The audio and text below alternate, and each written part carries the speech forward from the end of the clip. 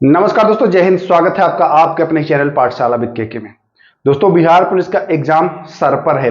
ऐसे में होता क्या है कि बच्चे कंफ्यूज होते हैं कि क्या पढ़ें क्या नहीं पढ़ें। आखिरी समय में सबको ये कठिनाइयां होती थी, मुझे भी होती थी, आपको भी होती है। तो घबराना बिल्कुल नहीं है।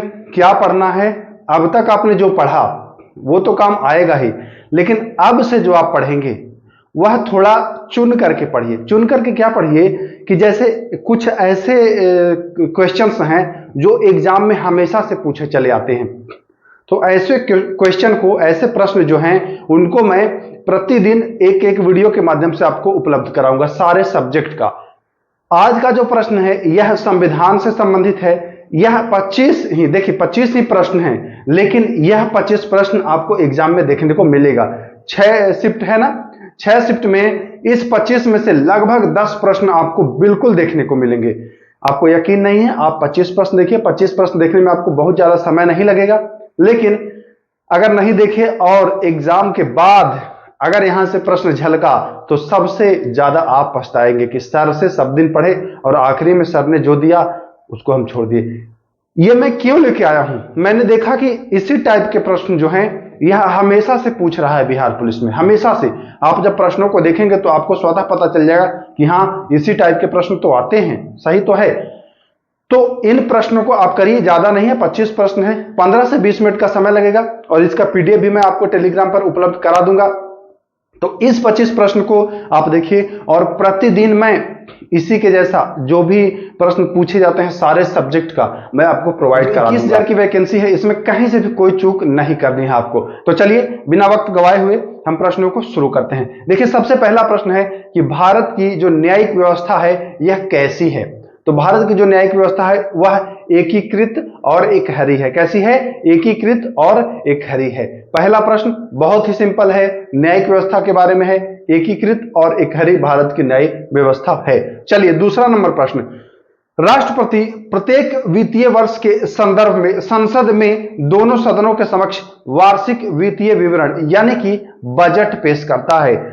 सीधा सा प्रश्न है कि बजट राष्ट्रपति द्वारा संसद के किस अनुच्छेद के तहत पेश किया जाता है। आपको पता है कि बजट राष्ट्रपति महोदय संसद के दोनों सदनों के समक्ष पेश करते हैं। तो यह आर्टिकल पूछ रहा है, तो बजट अगर पूछे तो बताएंगे 112। हालांकि बजट शब्द का जिक्र कहीं नहीं है संविधान में, बजट के स्थान पर वार्षिक वित्तीय विवरण का ही उल्लेख है। तो यह भी बात आपको ध्यान रखना है। 112 अनुच्छेद आप ध्यान दीजिएगा। हम बात कर लेते हैं थोड़ा सा अनुच्छेद 111 की।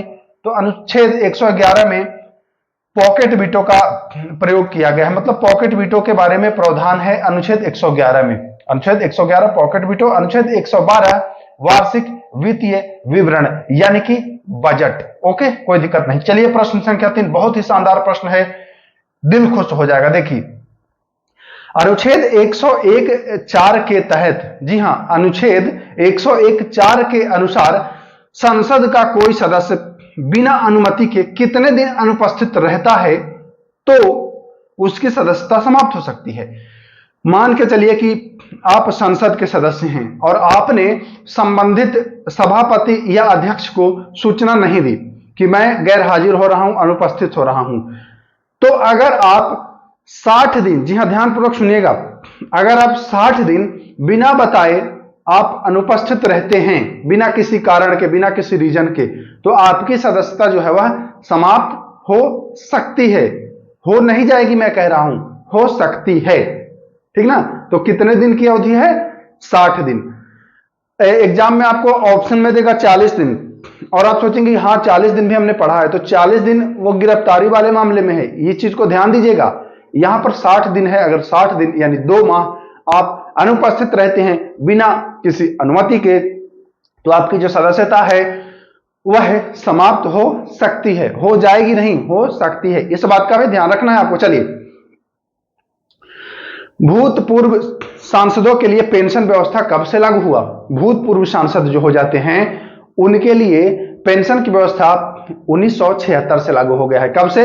याद रखिएगा, बहुत ही, देखिए ये वाला पूछता है 1976, भूतपूर्व पेंशनों को, भूतपूर्व सांसदों को पेंशन वर्ष 1976 से लागू हुआ है। देखिए 4 प्रश्न बहुत ही जबरदस्त थे, इजी थे और समझने वाले प्रश्न है। ये सारे प्रश्न आते हैं, आपको पता लग गया होगा। शाही उपाधि अधिनियम कब आया? तो यह जब भारत गुलाम था, आजाद नहीं था, उसी समय की घटना है। 1876 में शाही उपाधि अधिनियम आया था। इसलिए याद रखना है 1876। जी हां, अभी 1976 आपने पढ़ा था, अब आपको पढ़ लेना है 1876। अभी आपने 1976 क्या पढ़ा था? तो आपने पढ़ा था कि सांसदों, पूर्व सांसदों का जो है वह पेंशन, और अब शाही उपाधि अधिनियम आप पढ़ रहे हैं 1876। कहीं से कोई दिक्कत नहीं होनी चाहिए। चलिए प्रश्न संख्या 6 देखिए, सबसे शानदार प्रश्न है।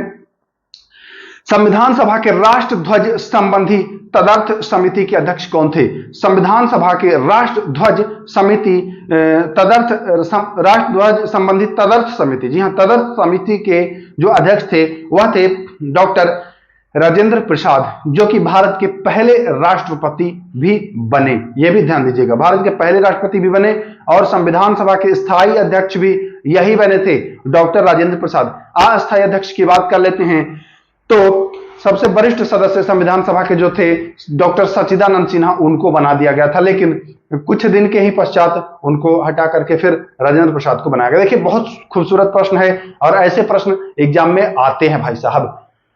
संविधान सभा में महिलाओं की कुल संख्या कितनी थी? महिलाओं की संख्या पूछी जा रही है, बहुत बढ़िया प्रश्न है। तो महिलाओं की जो कुल संख्या थी संविधान सभा में, वो महिलाओं की संख्या थी 15। कितनी थी?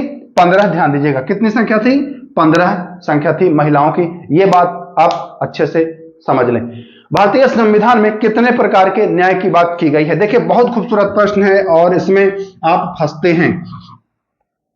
तो भारतीय संविधान में तीन जो प्रस्तावना है उसमें 3 प्रकार के न्याय का जिक्र है, सामाजिक, आर्थिक और राजनीतिक। और देखिए इन तीनों न्याय को इसी सीक्वेंस में याद रखिएगा, सामाजिक, आर्थिक और राजनीतिक, क्योंकि आपसे पूछा जाएगा संविधान के प्रस्तावना में वर्णित न्याय का सही क्रम है आर्थिक, सामाजिक, राजनीतिक, सामाजिक, राजनीतिक, आर्थिक, या सामाजिक, आर्थिक, राजनीतिक, या राजनीतिक, आर्थिक, सामाजिक।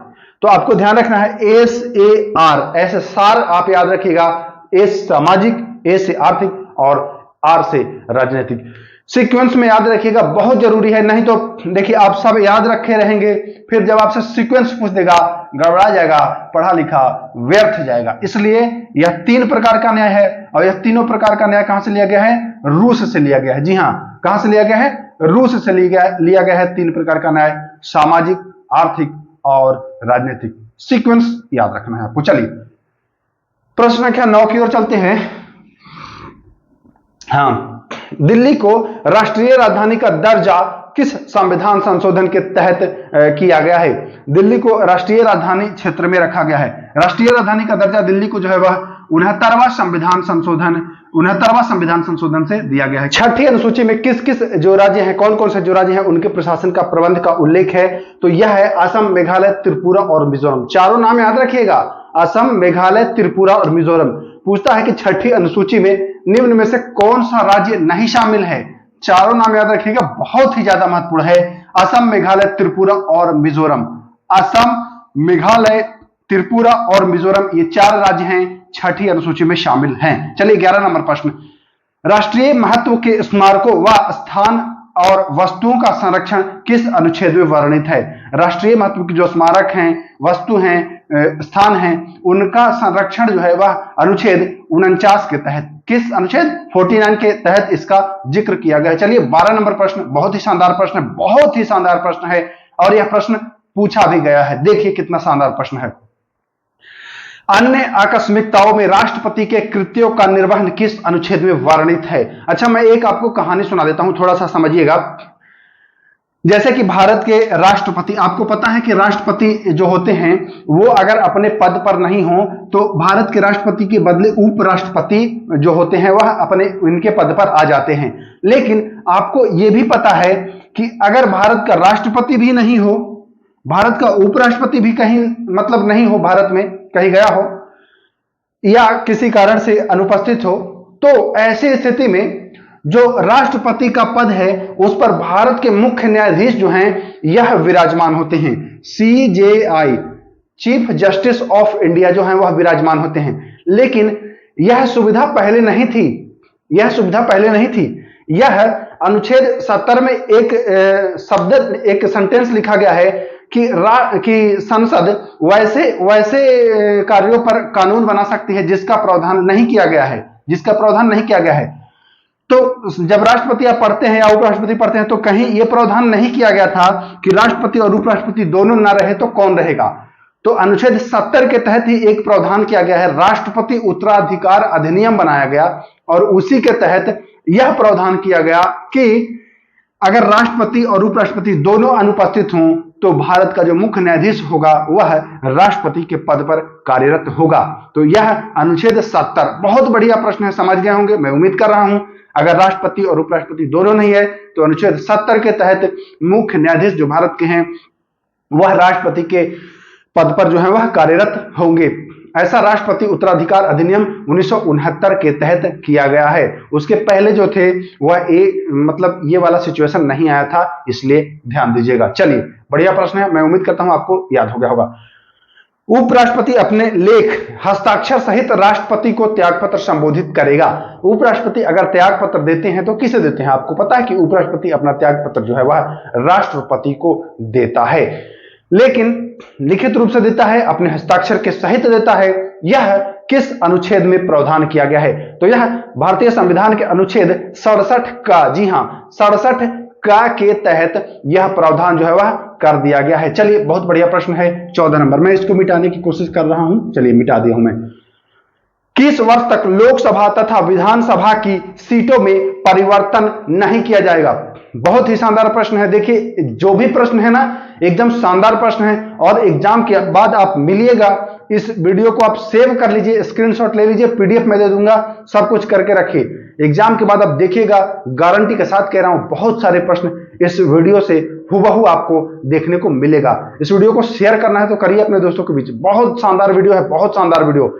इसके सारे प्रश्न जो 25 ही हैं, लेकिन 25 के 25 प्रश्न जो हैं वह A1 हैं, A1। चलिए, तो किस वर्ष तक कह रहा है कि लोकसभा और विधानसभा के सीटों में कोई भी परिवर्तन नहीं किया जा सकता है?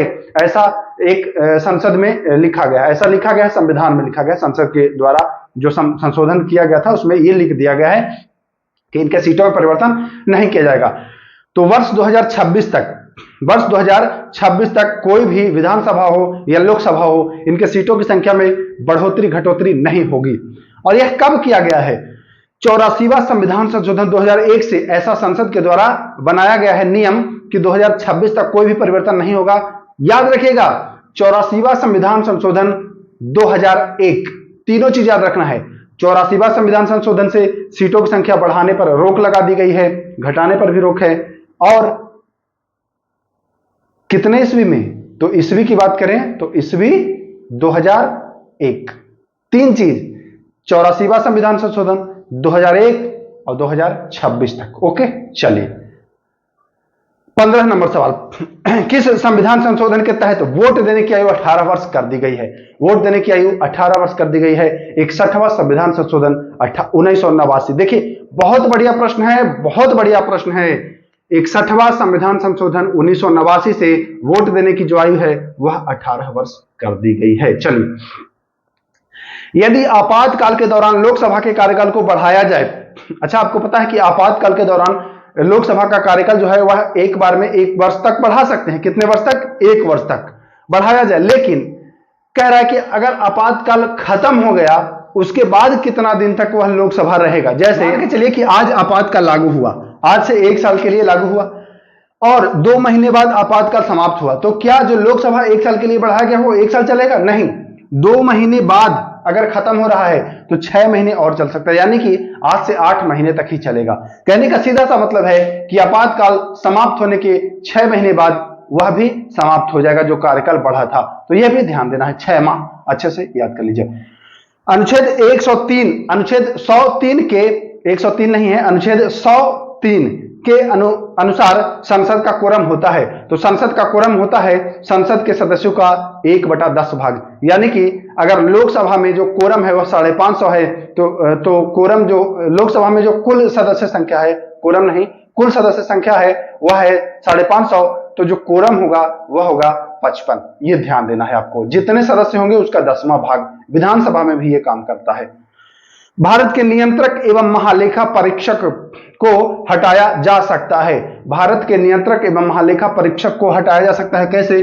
तो जैसे भारत के उच्चतम न्यायालय के जो न्यायाधीश हैं उनको हटाया जाता है, उच्चतम न्यायालय के जो न्यायाधीश को हटाया जाता है संसद के द्वारा, उसी प्रक्रिया से इनको भी जो है वह हटाया जा सकता है, जाएगा। किसी राज्य में विधान परिषद की स्थापना तथा समाप्ति का प्रावधान किस अनुच्छेद में है? तो विधान परिषद की स्थापना और समाप्ति का जो प्रावधान है वह अनुच्छेद 169 में। कितने में है? 169। ध्यान दीजिएगा। चलिए अगला प्रश्न, विधान परिषद के कुल सदस्यों की संख्या निर्धारित होती है। विधान परिषद के कुल सदस्यों की संख्या निर्धारित कैसे होती है? विधान परिषद में कितने सदस्य होंगे, इसका निर्धारण कैसे होता है? तो इसका निर्धारण उस राज्य के विधानसभा के, देखिए अधिकतम, अगर जैसे मान के चले कि बिहार में विधान परिषद की संख्या निर्धारित करना है तो कैसे होगा? विधानसभा की जितनी संख्या है उसका 1/3 अधिकतम हो सकता है और कम से कम 40, मतलब अधिकतम विधानसभा की संख्या का 1/3 और न्यूनतम 40। ये ध्यान दीजिएगा। विधान परिषद 6 राज्यों में है, इसका भी आपको मैं पहले ही बता चुका हूं। बिहार, उत्तर प्रदेश, महाराष्ट्र, कर्नाटक, आंध्र प्रदेश और तेलंगाना, ये 6 राज्य में जो है आपका है विधान परिषद। विधानसभा के सत्रावसान का आदेश किसके द्वारा दिए जाते हैं? तो विधानसभा के सत्रावसान जो है इसका आदेश जो है वह राज्यपाल के द्वारा दिया जाता है। किसके द्वारा? राज्यपाल के द्वारा दिया जाता है। चलिए, संविधान का कौन सा अनुच्छेद मुख्यमंत्री के कार्यों को परिभाषित करता है? संविधान का कौन सा अनुच्छेद जो है वह मुख्यमंत्री के कार्यों को परिभाषित करता है? तो वह है अनुच्छेद 167। जी हां, 167 अनुच्छेद। चलिए प्रश्न संख्या 23, लोकसभा में तथा विधानसभा में मंत्रियों की कुल संख्या लोकसभा तथा विधानसभा के कुल सदस्य संख्या का कितना हो सकता है? कह रहा है कि लोकसभा हो या विधानसभा हो, इनमें मंत्री कितने मंत्री बन सकते हैं? तो जो लोकसभा में सदस्य संख्या है उसका 15% या जो विधानसभा में सदस्य संख्या है उसका 15%। कहने का मतलब है कि 15% लोगों को ही मंत्री बनाया जा सकता है, इससे ज्यादा नहीं। परिवार नियोजन किस सूची का हिस्सा है? परिवार नियोजन जो है वह समवर्ती सूची का हिस्सा है। किस सूची का? समवर्ती सूची का। तो ध्यान देना है, परिवार नियोजन समवर्ती सूची। चलिए आखिरी प्रश्न और प्रश्न संख्या 25, वित्त आयोग में कितने लोग शामिल होते हैं? बहुत बढ़िया प्रश्न है। तो वित्त आयोग में 5 लोग शामिल होते हैं, 1 अध्यक्ष और 4 सदस्य। वित्त आयोग में 5 लोग, 1 अध्यक्ष और 4 सदस्य, कुल मिलाकर 5 सदस्य होते हैं। इसमें 5 लोग होते हैं, तो ये भी ध्यान दीजिएगा, 1 + 4। तो मैं उम्मीद करता हूं आज का वीडियो आपको बहुत ही पसंद आया होगा और इसके सारे क्वेश्चन अति महत्वपूर्ण हैं। आप इसका PDF हमारे टेलीग्राम से प्राप्त कर सकते हैं। तो फिर मिलेंगे। नमस्कार, जय हिंद।